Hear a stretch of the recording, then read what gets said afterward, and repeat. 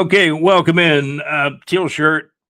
This is the Teal Shirt Report podcast episode show. I decided to keep it in 26 because I just want to blow up our guy, our safety guy that's going to play more football this year, especially with Dewey, heading out to Arizona now. But this is a talented guy, number 26 for the Jaguars, AJ Antonio Johnson. I know John Gaylor knows that's one of my favorite guys on the team. Welcome in to the Teal Shirt Report podcast. Here we are.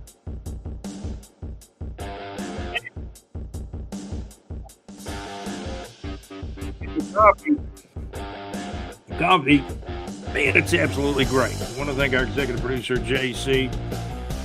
Put some comments in on our last podcast, and we're going to be as quick as we can. We're going to see how quickly we can get through all this. I went through a fantasy baseball draft, and executive producer JC, let me tell you, and Big Bill, who's in a couple of our baseball leagues too. Man, I was looking for home run hitters, pitchers that get wins, the relief pitchers that get saves, but man, I got some home run hitters on my fantasy baseball team. We'll see how we do. We're in 2 leagues, and then a 3rd league actually drafts tonight. So it's interesting. We're going to really kind of readjust ourselves right now to talking about the free agent stories. The Jags have lost Travis Etienne, running back, who's spent 5 years with Jacksonville. Now he's on the way to New Orleans to play for the Saints. Jaguars have lost linebacker Devin Lloyd, played 4 years in Jacksonville, now heads to the Carolina Panthers. Those are both former first-round picks of the Jacksonville Jaguars. Dewey, who spent 7 years in Jacksonville, played for about 3 different coaches. Might have been 4. But Dewey was in Jacksonville for a long time, special teams guy, backup safety, and he started a lot of games for the Jaguars in 2025. Apparently, he was not in the plans of Jaguars general manager James Gladstone, because Dewey, from what I saw on Twitter and the X, I think it was even from Dewey's own account that he did not hear from Gladstone. So he kind of took that as a hint that, the Jags and Dewey are, going their separate ways, and Dewey ended up signing with the Arizona Cardinals. So he's still going to play football, going to get that NFL retirement down the road, but Dewey's got some football left in him and probably will go play another year or 2 or more with Arizona. We talk about these guys that go off to other teams. Mercedes Lewis, man, that's the craziest and at the same time saddest story. Former general manager Dave Codwell signed Mercedes Lewis, to a contract, I think back in 2018. Did I say 2018? 2018, to play another year of tight end for the Jaguars. Then the Jags got into this Austin Safiri and Jenkins sweepstakes, and then they had to call Mercedes and basically said, we're going to have to release you from a contract you just signed, like a few days or a few weeks earlier. And then as our executive producer JC put in some comments, Mercedes played a lot more football after he left Jacksonville. Played with Green Bay, several years with Green Bay. I think at least 4 years with Green Bay. Played with Chicago, was on Denver's roster last year. He's like 41 years old. I don't know if he'll play this year in 2026, but he could. One of the better blocking tight ends, Mercedes Lewis, and that's what kept him around Jacksonville so long, with multiple contracts. And then the last time, though, he signed a contract with the Jags, and I guess he got a call from Codwell saying, well, Austin Superior Jenkins wants, we're going to have to pay him more money. Now, Austin Superior Jenkins spent probably less than a half a year in Jacksonville, got injured, and I don't think he ever played again in the National Football League. So, JC, that's kind of what happened with Mercedes Lewis. The Jags, had signed him to a contract to only a few days or a few weeks later release him. Then he went to Green Bay and played at least 4 years with Green Bay, then went to Chicago. He was actually on Denver's roster for a while last year. I don't know if he's going to play in 2026 or not, but one of my favorite Jaguars of all time, Mercedes Lewis, we hated to see him go. Mercedes, what was Mercedes? Number 89? Mercedes Lewis. Oh, man, what a story of a guy that, I mean, you're talking about a player. I mean, just an incredible player. Played with the Jaguars. Gosh, he was with the Jaguars for probably 11 years or more. Then he played about 4 seasons with Green Bay. Mercedes Lewis, a professional football tight end who played college football with the UCLA Bruins, was selected by the Jacksonville Jaguars in the first round of the 2006 draft, NFL draft. That was 20 years ago. Same draft that the short guy, we all know him. The guy that played with Mercedes at UCLA and then played running back for the Jaguars. And his name is escaping me because I'm thinking about Mercedes Lewis. Mercedes Lewis ranks 9th on the school's overall career record receiving list. I believe that's at UCLA. He was a tight end there, had 1,571 yards receiving and 21 touchdowns in his career at UCLA. He was actually drafted to be a receiving tight end, but what happened with Mercedes Lewis, he developed into such a good blocking tight end. That's why he spent so much time in the league. Talk about NFL retirement. Oh, he'll get that.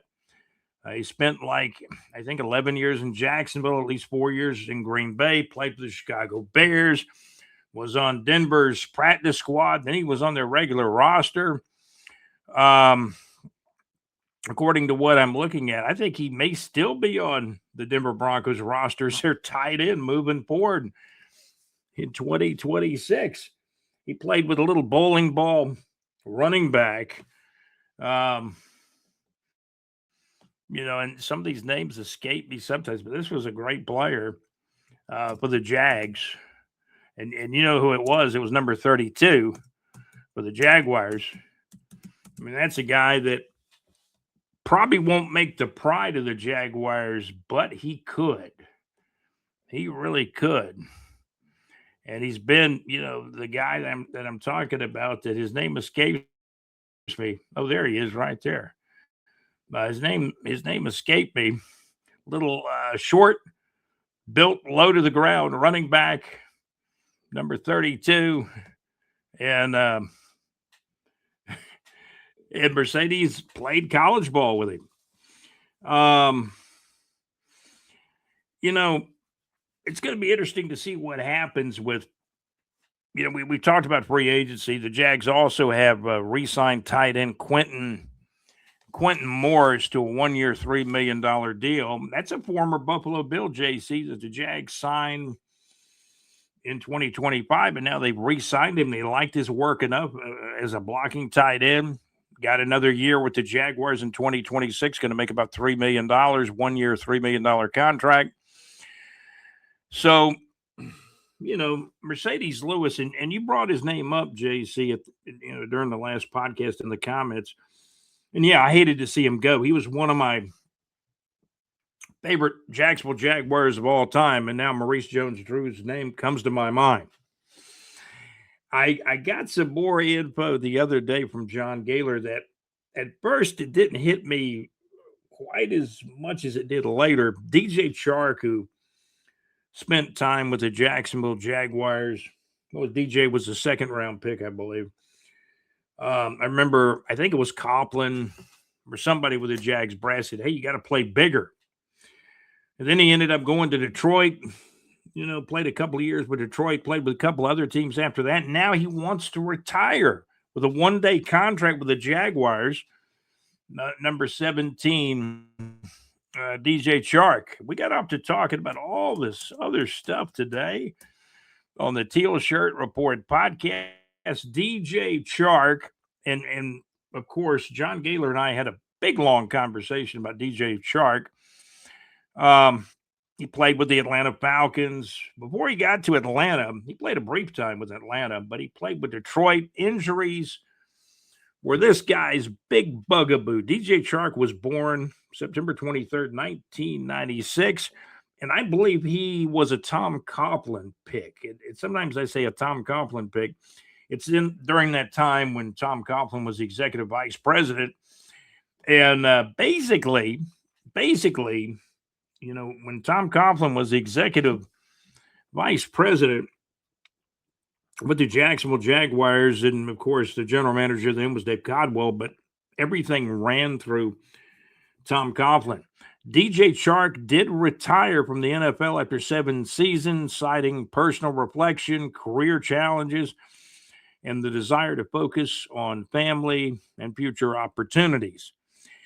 His career stats, I believe, thinking back to a couple of days ago when I researched it, I think he had 24 career touchdowns, played, 7 years in the league. The last couple of years in the league, I mean, he wasn't playing much, but he was on a couple of teams. I think Atlanta may have been the last team he was with. DJ Chark, 29 years of age, announced his retirement after spending the entire 2025 season as a free agent following his release by the Atlanta Falcons during training camp in 2025. In his statement, Chark emphasized that the decision came after much contemplation and expressed gratitude for his family, teammates, and fans. And then I got this message from John Gaylor that DJ Chark wants to retire with a 1-day contract with the Jacksonville Jaguars. And obviously, you think about it, his most productive time was in Jacksonville. He kind of slid down after that, had injuries, in Detroit. As you know, I was trying to pull up the guy's stats and the teams he played for. And, every time we get into one of these podcasts, we get bogged down sometimes. But I'm going to tell you, this guy, DJ Chark, played 7 years in the NFL.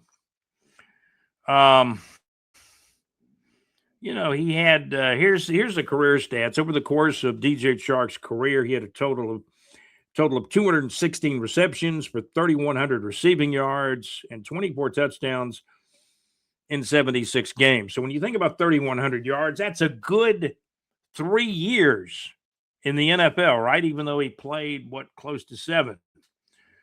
You'll get the old NFL retirement. That's always a good thing for DJ Chark. I did want to pull up the teams and the years that he played. And because it'll give you a rundown. He was most successful in Jacksonville, then ended up in Detroit with the Lions. Wore number 17 with the Jaguars. He was drafted out of LSU. It looked like his playing weight was around 198 pounds, but he was 6'3".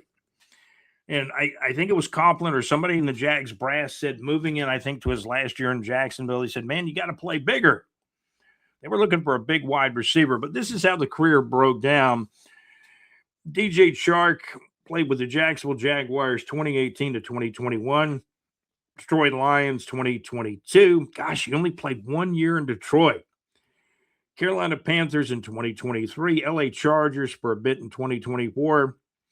And then the Falcons was really a short time, off-season and or practice squad member with the Falcons only. And he was basically done, in 2025 training camp or thereabouts. Career numbers, receptions, 216. Receiving yards, 3,100 in his career, 3,100 yards. Receiving touchdowns, 24. That's basically the career. The Jags had him on a rookie deal, and he played through the rookie deal. 2018 through 2021, played with Detroit. I was thinking he played 2 years in Detroit, but he played 1 year, and that was an injury-riddled year in 2022. Went to Carolina, a year there in 2023, and we kind of lost. Didn't really hear anything about him. Didn't really hear anything about him having any big games or anything like that. LA Chargers in 2024. And then the Falcons barely played. He was an off-season guy and or practice squad member only. And I think he got released around training camp or slightly before in 2025. Good receiver out of LSU. He was a second-round pick by the Jacksonville Jaguars, 61st overall. Played at LSU, had a lengthy career at LSU, 2014 to 2017. So he was there for all 4 years. And that was DJ Chark. So when we compare DJ Chark, who was, he was on the edge of becoming a number one wide receiver. I don't think he quite got there. I really don't. Now the Jags have Brian Thomas Jr. You want to make the comparisons there. There's no comparison in my opinion. DJ Chark was very fast, was not the biggest wide receiver to be a number one. But Brian Thomas Jr. had the great rookie season, had some injuries last year, but this is a guy potentially that should be the number one wide receiver for the Jacksonville Jaguars. The number two guy, obviously, is the player the Jags traded for from the Raiders, Jacoby Myers. The number three guy, Parker Washington, still in a rookie deal with the Jaguars. Parker moves into, I believe, his third year with the Jacksonville Jaguars, and he's been healthy the majority of the time. He's got on the field a lot. Your fourth guy at wide receiver for the Jaguars, it's that guy that plays cornerback. Travis Hunter. The interesting thing, the Jags tried to sign Jake Bobo with Seattle, signed him to an offer sheet, but let me tell you, Seattle matched it. And then there were rumors of Tim Patrick maybe coming back because he's kind of testing the free agent waters. I'm not sure who Tim has signed with, as of lately. We're going to do a lot of podcasting today on Saturday, March the 28th. And, the Jags are looking at that number 5 wide receiver. Let's see. Tim Patrick. Tim Patrick is an American professional football wide receiver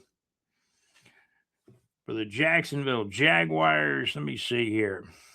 Played with the Jags in 2025. Then was going to do free agency.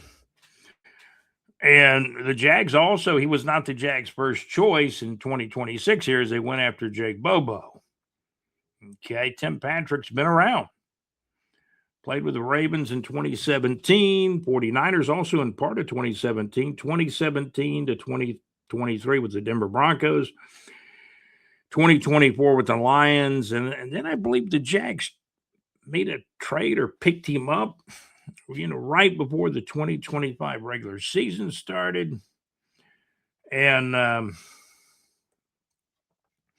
so what happens next with this guy? I think he became a free agent, but has he signed with anyone? Patrick with the Denver Broncos in 2021. I'm looking at a picture of him in 2021. He played with Denver for 6 years. And then the fan base said, no, we can get somebody better than Tim Patrick. He was actually pretty good last year in the time he played. So you're looking at the wide receiver situation. And I'm looking a little bit further down. At last report, he's a free agent.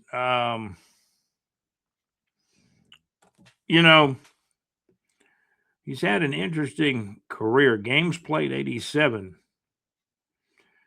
87 games he's played.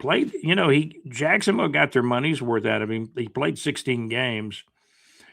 15 receptions, 187 yards, but he was going off to be a free agent. So I don't know where Tim Patrick is now. Maybe I should message John Gaylor. He'll probably hook on with a roster, with a team. And maybe I can hit John Gaylor up and ask him where Tim Patrick is now. We want to thank our sponsors. I want to thank Salsa Realty and Capital for your real estate needs in North Florida. Go to our website. If you're looking to buy or sell your home, business, etc., whether it's buying, selling, whatever the case may be, Salsa Realty and Capital can handle your real estate needs. And I'm going to send Gaylor a message, whether he gets it or not. I think he's actually online right now. Where is wide receiver Tim Patrick now, John Gaylor?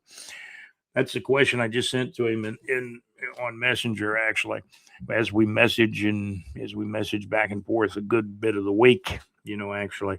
So we talk about our sponsors, Salsa Realty and Capital, whether you're buying, selling, whatever the case may be, whether it's residential, home, residential, business, or commercial real estate, Salsa Realty and Capital.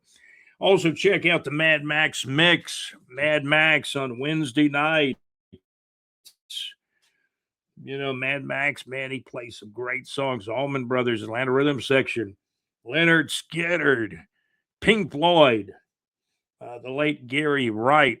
And, Max had so many requests last Wednesday night, man, he couldn't even get to all the songs. And, he'll play The White Rabbit by Jefferson Airplane. Some old Creedence Clearwater Revival. Check out the Mad Max Mix this and every Wednesday, each Wednesday night, 6 till 8 o'clock Central Time, 7 o'clock till 9 o'clock Eastern Time. And Mad Max also plays long tracks after the show. So it's an evening to kind of build your week around. Wednesday nights with the madmaxmix.weebly.com. And you can read it in our ticker at the bottom of the screen.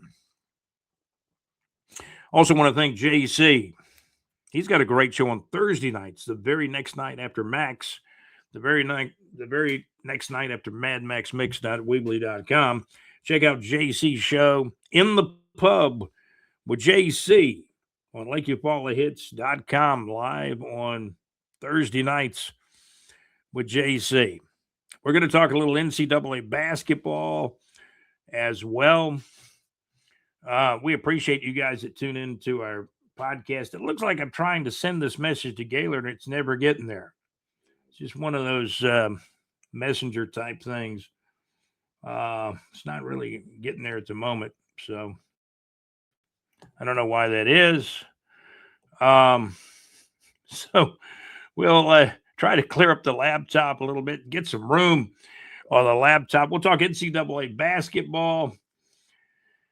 Man, NCAA basketball. Man, it's a great thing. JC's Duke Blue Devils won that game with St. John's. They did. Let me see if I can clear some stuff out and send Gaylor. Couldn't send that message either. Wow. Got to clear up the laptop a little bit. NCAA basketball, Duke beat St. John's. There's been a lot of Sweet 16 games. Florida lost back in the second round to Iowa. Georgia got beat in the first round by a very, valiant team that scored over 100 points on them. Who did Georgia lose to?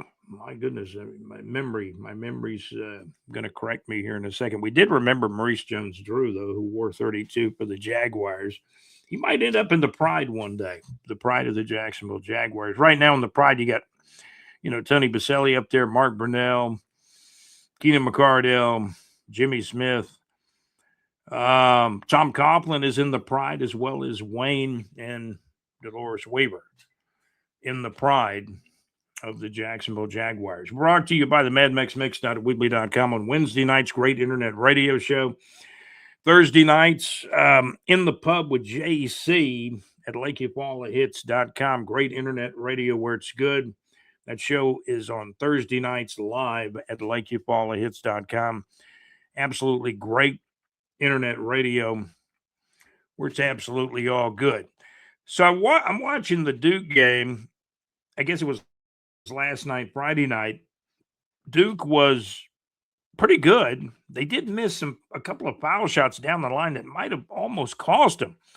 The guard for St. John's with maybe 5 or 6 seconds left, 5, 6, 7 seconds left in the game. He tries this almost 40-footer.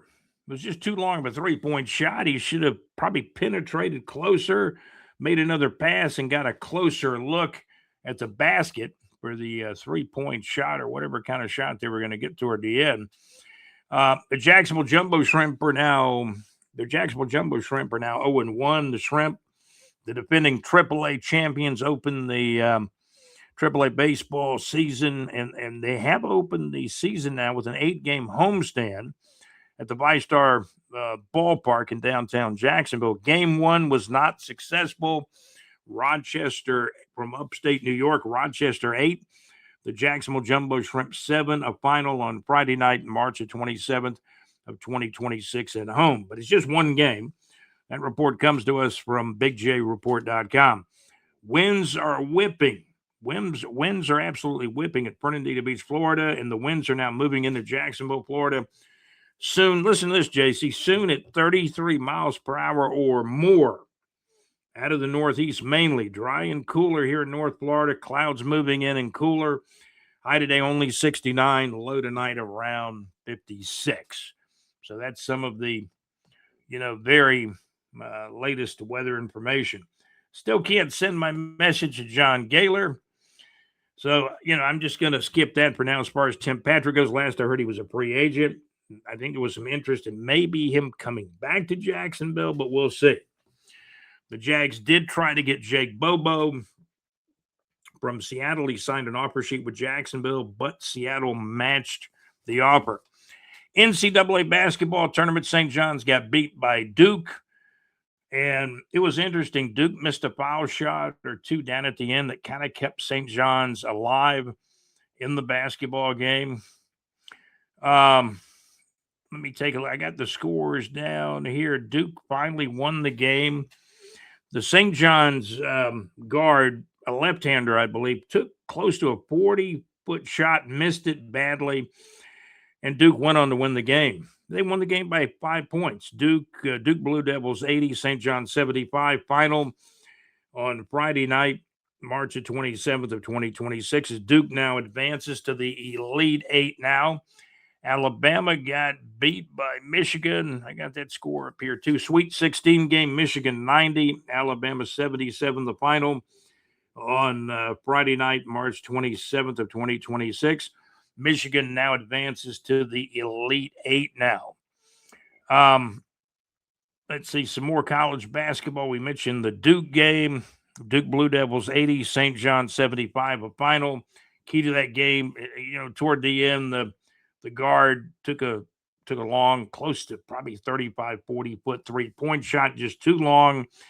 They should have got some kind of better shot off.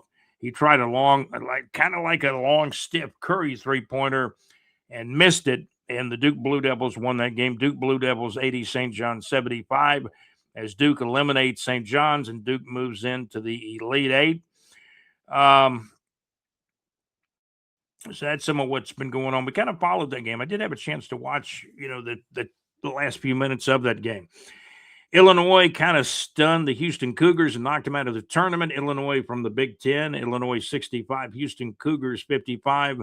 Final on Thursday night, March 26th of 2026. Arizona might be the best team left in the tournament. John Gaylor kind of picked them to win the whole thing. As we moved into the Sweet 16, Arizona 109, Arkansas 88. A final score on Thursday night, March the 26th of 2026. So a lot of points in that one. And then there was not a lot of points in the Illinois stunning victory over Houston. Illinois 65, the Houston Cougars 55, a final in that Sweet 16 game on Thursday, March the 26th of 2026. Iowa still winning. They beat really a team that was kind of put on a pedestal, Nebraska. Iowa wins that game, and those are two teams actually from the Big Ten. Iowa 77, Nebraska 71, a final on Thursday night, March the 26th of 2026. Iowa moves into the Elite Eight now. Georgia got knocked out. I remember now it was the St. Louis Billikens that scored over 100 points. I think they scored 102 points. The St. Louis Billikens knocked Georgia out of the NCAA tournament way back in the first round. Florida got upset by 1 point by Iowa. The Florida Gators lost to Iowa by 1 point, and Florida got knocked out, really finishing in the top 32, not even making it to the Sweet 16, a team that went 16-2 in the SEC regular season. They get knocked out in the second round by an upstart Iowa team who's been very surprising. They've also now defeated Nebraska. Major League Baseball, let's see, opened on Wednesday night, March the 25th of 2026. The New York Yankees 7, the San Francisco Giants nothing. Not a very good game, but it was on, I believe, Netflix only, and that kind of turned me off to the season opener. I am in some fantasy baseball leagues, and I'm going to tell you what I did in the draft. I'm drafting home run hitters, sluggers, home run hitters, starting pitchers that are projected to get wins, and some relief pitchers who are projected to get saves. I got a lot of home run hitters on my roster. I was going after those guys. There's no doubt about that. Winds today, JC, looks like they're going to get up to at least 33 miles per hour or more out of the northeast on this Saturday, March the 28th of 2026. So I guess I've got still a couple of minutes to go with 33 mile per hour winds, right, JC? So the NCAA basketball tournament's been a lot of fun. Again, Georgia got eliminated in the first round by the St. Louis Billikens. Florida went down to Iowa in the second round. And Miami, who New York Joe had really big hopes for in the NCAA tournament, the Miami of Florida Hurricanes got beat last week by Purdue. Duke is still playing. Duke is advanced to the Elite Eight. Michigan with a big win over Alabama. We gave you some of the other scores earlier. Florida got upset by Iowa by 1 point way back in the second round. Again, Miami of Florida lost to Purdue. And so these are some of the games going on in the NCAA basketball tournament. Pat Travers, North Florida Entertainment, Pat Travers, May the 1st at, it's called The Five on Park Street in the 5 Points area. Pat Travers with Boom Boom. Out go the lights. Crash and burn. Snorting whiskey. Pat Travers. I'm going to try to get a ticket to that show. I really am. And we're talking to Pat Travers management too. So we're going to try to, get some inside information on that show coming up. Pat Travers on May the 1st. Also in 2026, you got Foreigner with, Graham is back with Foreigner now, at least for this tour. Foreigner and Lou Graham. Journey's coming a few weeks down the road. So there's some good shows. Check out bigjreport.com. Check out our Neighbors 2 section. I always enjoy, going to the Neighbors 2 section as well. Check it on concerts and things of that nature. And, the shows that are coming up, we mentioned ad nauseum Barry Manilow here in the last few episodes. At latest report, Barry Manilow has now been rescheduled for Monday night, April the 27th of 2026 at 7 o'clock p.m. at the VyStar Veterans Memorial Arena here in Jacksonville, Florida. Here's a good one, Foreigner with Lou Graham and Night Ranger at the St. Augustine Amphitheater in St. Augustine, Florida on Friday night, April the 17th of 2026 at 7:30 p.m. Pat Travers coming to Jacksonville, Florida to the 5 on Park Street in the 5 Points area at the 5 on Park Street in Jacksonville, Florida. Pat Travers, that'll be on Friday night, May the 1st of 2026 at 8 o'clock p.m. In May, Journey, the Final Frontier Tour, that's going to be at the VyStar Veterans Memorial Arena, at the big arena.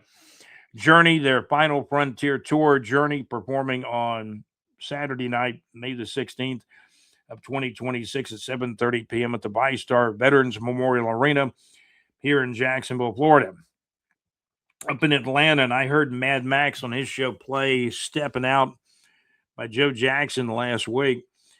Up in Atlanta, Joe Jackson and his band are going to be performing at the Center Stage. The venue is called Center Stage up in Atlanta.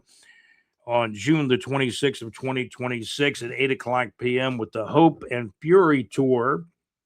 Tickets on sale now. And again, Joe Jackson and his band will be up in Atlanta at Center Stage. That's on June 26th of 2026 at 8 o'clock p.m. Men at Work and Toad the Wet Sprocket coming to St. Augustine, Florida this summer on Friday evening, July the 17th of 2026 at 6:30 p.m. at the St. Augustine, Florida Amphitheater. That's at the St. Augustine Amphitheater. So those are some of the shows to the moment. There's other shows too that will be, and when we get a show that we really want to post that we would like to go to or we would recommend, we'll put them up at bigjreport.com in our Neighbors 2 section. So NCAA basketball tournament is continuing. Florida got bounced in the second round. People are probably tired of hearing about Florida going down by 1 point to Iowa. Georgia got knocked out by the St. Louis Billikens. Miami of Florida lost to the Purdue Boilermakers. And then we told you about the teams that have reached the Elite Eight, like Arizona and Duke. Michigan beat Alabama. Would have been crazy if Alabama would have played Duke, wouldn't it, JC? But I know you're a Duke Blue Devils basketball fan and an Alabama football fan. We're 36 minutes in. We're going to be back and put together another podcast too, because we're still kind of editing everything down. And I do want to get my question out to John Gaylor about Tim Patrick, and we'll try to find out if he's hooked on with another team yet. There were rumors of him coming back to Jacksonville or just simply signing as a free agent with another team. So that's going to do it for the Teal Shirt Report podcast. Want to continue to salute our guy, safety, AJ, Antonio Johnson, moving into his fourth year. The Jaguars, former general manager Trent Baalke stole him in the fifth round. What was that, back about 4 years ago? You know, the next NFL draft, we're all concerned about the next NFL draft. You know, that is coming up. Chris Rodriguez Jr., the free agent signing of the Jaguars at running back. There's talk of him. I read an SI article. I believe that John Shipley wrote the article that said that this guy could have really a breakout season.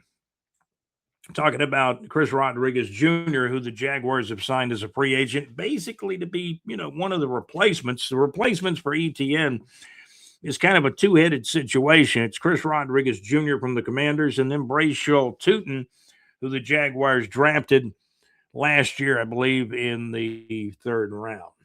So that's some of what's going on. You're tuned into the Teal Shirt Report podcast, episode show number 26B. This is episode show number 26B. I'll wrap it up real quick, but we're going to be back in a little bit. I want to thank our executive producer, JC, also Alex Nunnery, and our contributor and correspondent, John Gaylor. I'll get up with you, John, because I want to get the update on where Tim Patrick, the former wide receiver of the Jaguars, who maybe comes back to the Jaguars, but probably not. He's a free agent, the last I heard. So that's a lot of information we gave you. Jags did sign Chris Rodriguez Jr., running back from the Washington Commanders. And from all accounts, it looks like, you know, the Jags may expect big things out of him. He was at Kentucky with, I believe, when Liam Cohen was the offensive coordinator there. He's also played with the Washington Commanders through really some good times, but he hasn't really become that elite running back. Maybe he can do that in Jacksonville, but he put together some good positive numbers with the Commanders. Some teams still dancing, and that would be the Duke Blue Devils, who beat St. John's. Michigan still alive. John Gaylor's pick to win it all, Arizona. We're going to wrap it up. This is Scott with the Teal Shirt Report podcast, episode show number 26B. You guys have a great day. That's right. You guys have a great day. Thank you. Thank you. Again, thank you so much for joining us on the Teal Shirt Report podcast from bigjreport.com. I'm your host, Scott. And I'm out. JC, I'm sorry about it. We went to 39 minutes, but we got more wind today. It might get up to 40 miles per hour in Jacksonville at a brief moment or two. You guys have a great day. Thank you for listening. I think mainly the winds are going to be up to 33 miles per hour, but we have heard stories of the winds being greater than 33 miles per hour today. This has been the Teal Shirt Report podcast. You guys have a great day. We've somehow put together 40 minutes here. Thank you guys for listening and watching. I appreciate it.